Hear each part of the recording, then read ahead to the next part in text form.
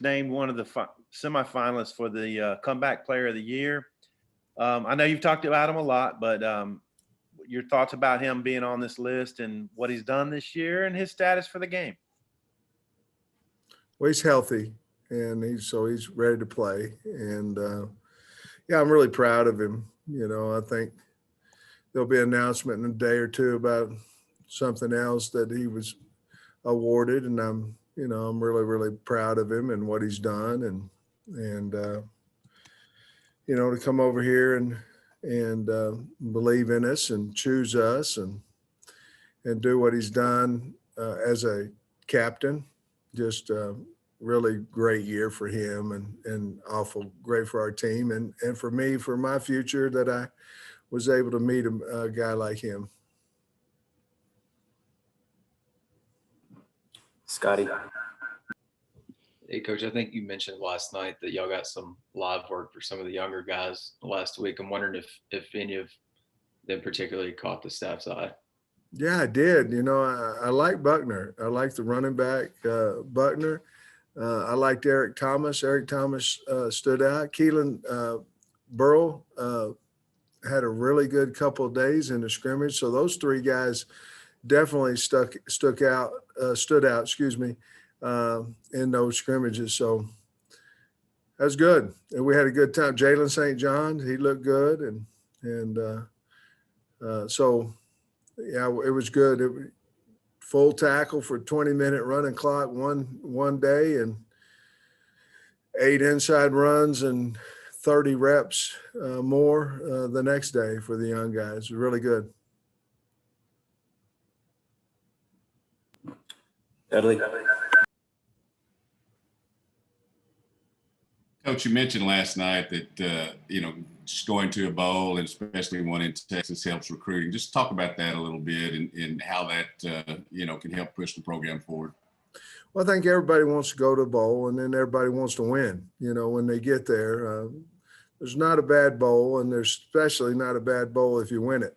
And certainly any bowl at all was one of our goals starting the year. And then, of course, we wanted to feel like we had earned the right to go, which I've spoke on many times. But, just getting the bowl ring and getting the gear and getting a trophy and different things of that nature are something that our kids will remember forever. And our program, just to say we've gone to the Texas Bowl this year in our first year, I think that will be a big deal for us recruiting and moving forward.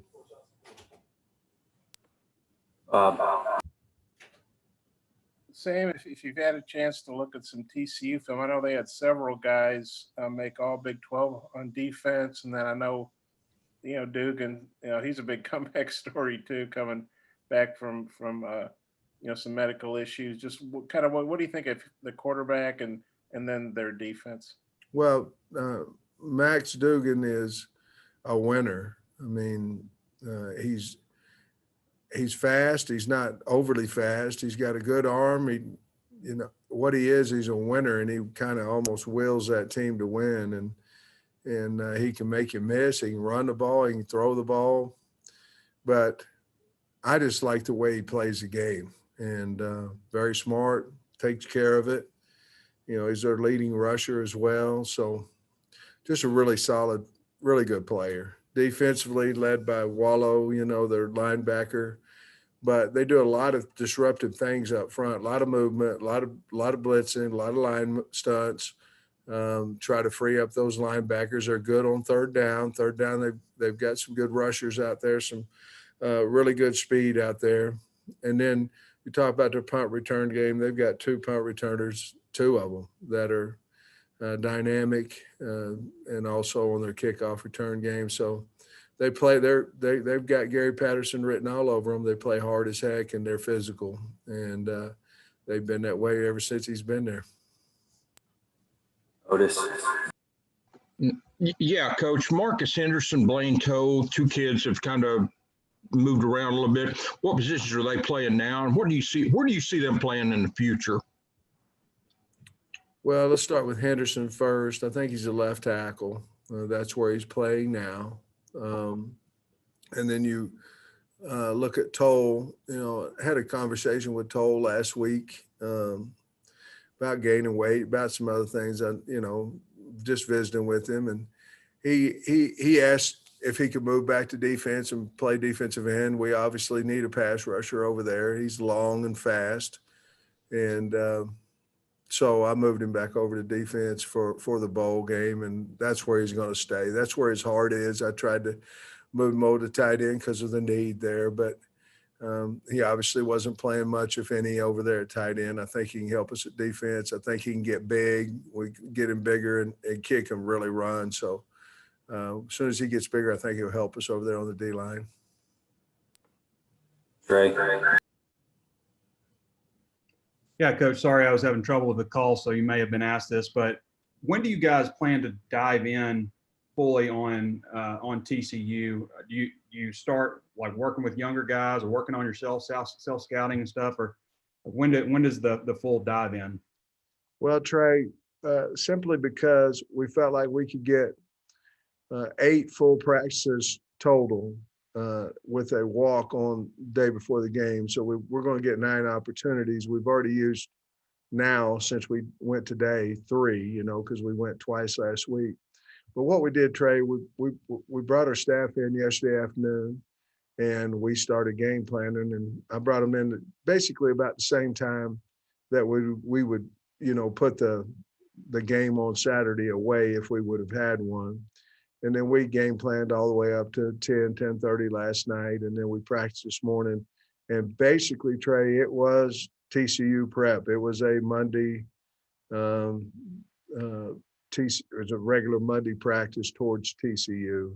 Tomorrow will be a Tuesday. Wednesday will be a Wednesday. And then Wednesday afternoon, Thursday, Friday, they'll come back Saturday for the test. And then starting on Sunday, then we'll go with another Tuesday practice, a Tuesday, Wednesday, or a Wednesday, Thursday combo, a Thursday practice, and then obviously the walkthrough. So we've kind of set all that up, but the young kids, we may throw a little scrimmage in there, Trey, possibly tomorrow, because we're full pads again tomorrow. So we may get a little 15, 20-minute period of a young guy scrimmage like we had before.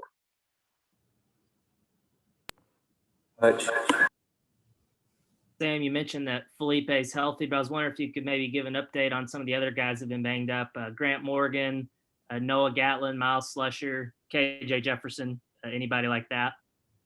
Well, just simple as I can say it, we're healthy, excuse me. We're healthy. Gatlin still is a question mark. And I think everybody else, unless they, got hurt for the season, will be available for the bowl. Jacob. Sam, your introductory press conference was, I guess, at this point, a little over a year ago. Just throwing the COVID season out the window for a second, 3 SEC wins, getting to postseason football. Now with just 1 game to go, how would you rate your first year as Arkansas's head coach? Well, I'm ecstatic to be the head coach at Arkansas. I'm disappointed that we didn't have more wins.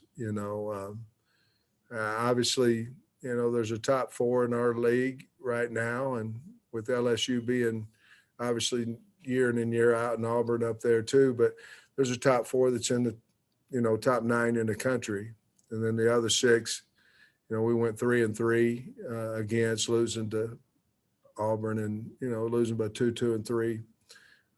Certainly, if we'd have come away with another win or 2, we feel a lot better about where we're at. But I like the kids. I like the work ethic they have. I like my coaching staff.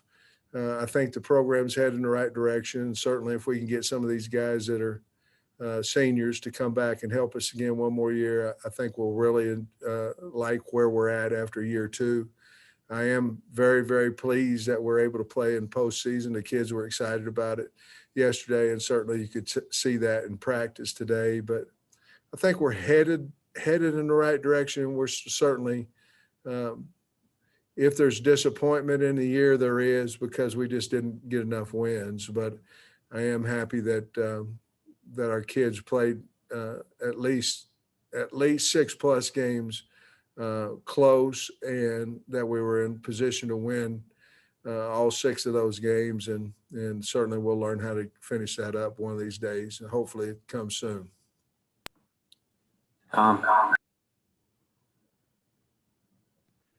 When it comes to roster management, when would you like the decisions from the seniors to be done by? And do you have some commitments from some guys that you know are going to come back? Yeah, I have at least 4 right now that I know are coming back. I don't want to put that out there because I'm going to try to get them all to do it at the same time, to be honest with you. But then there's another few that I'm going to talk to. You know, the agents are kind of vultures out there, you know, and they basically, you know, a lot of them tell the truth. A lot of them say what you want to hear.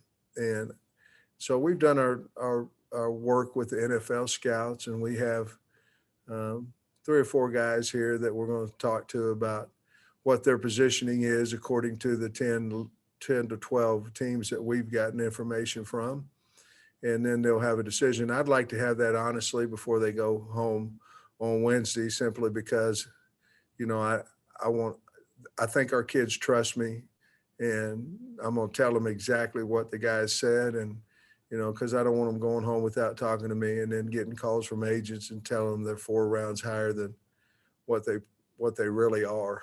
And I'm not saying all agents are that way. I don't mean that, but you know, they want them, so they're going to be as positive as they possibly can. And I'm in the truth business. Dudley. Scotty. I'm good, Kyle. Thanks. You know me, I always got some questions. Sam, I'm sure you've had vultures in the best possible use of the word. But I did. But hey, getting back to TCU a little bit, I guess Tomlinson Hodges was a Pro Football Focus All-American. I know Andrew loves that because he's a Pro Football Focus guy. And then their defensive end, I guess Kari Coleman, there was a Big 12 freshman of the year. He's got 15 tackles for losses. Those 2 guys in particular, if you studied up on them a little bit, what your thoughts are? Well, they're fast. They're slippery. They can get on the edge. They play, again, them and the other guys on defense, they play extremely hard. And, you know, they in the Big 12, there's, you know, quite a bit of throwing, even though TCU's leading the Big 12 in rushing at 214 yards per game on the ground. I don't know if they still are, but at one point they were. And they're a running football team. They just do it out of spread. But those guys are fantastic players. We'd love to have them on our team, you know, but they're good football players. Does TCU look kind of like an SEC team? I mean, I know the Big 12 is a more wide open league, I guess, although the SEC is getting that way. But does TCU kind of remind you talent-wise of an SEC team? Oh, yeah. I mean, you know, they're very talented.